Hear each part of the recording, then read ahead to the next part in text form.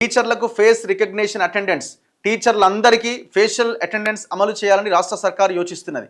ఈ విద్యా సంవత్సరం నుంచి దీన్ని అమలు చేసేందుకు పర్మిషన్ కోసం స్కూల్ ఎడ్యుకేషన్ అధికారులు ప్రతిపాదన పంపించారు.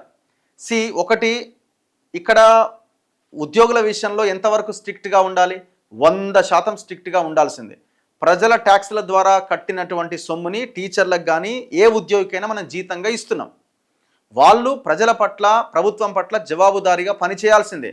అది టీచర్లైనా, ఎమ్మెల్యేలైనా, ఎంపీలైనా, ఏ ప్రభుత్వ అధికారి అయినా జీతం తీసుకుంటున్న వాళ్ళు ఖచ్చితంగా ప్రతి ఒక్కరికి అటెండెన్స్ ఉండాల్సిందే.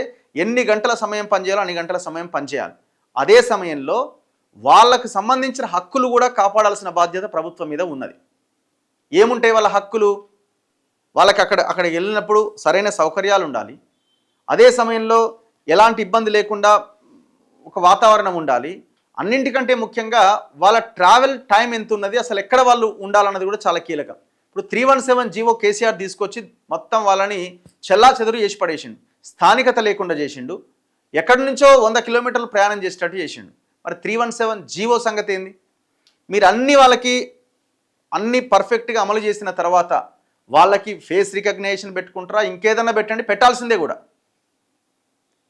సో ఇది వాళ్ళు అడుగుతున్న డిమాండ్స్ విషయంలో న్యాయమైన డిమాండ్స్ కూడా ప్రభుత్వాలు ఆలోచించాలి. అదే సమయంలో టీచర్లకు కూడా, టీచర్లైనా ఇంకే ఉద్యోగికైనా సమయానికి ఆఫీస్కి రావాలా, పూర్తిగా ప్రజల కోసం పనిచేయాలా, ఆఫీస్ అయిపోగానే ఇంటికి వెళ్ళిపోవాలి.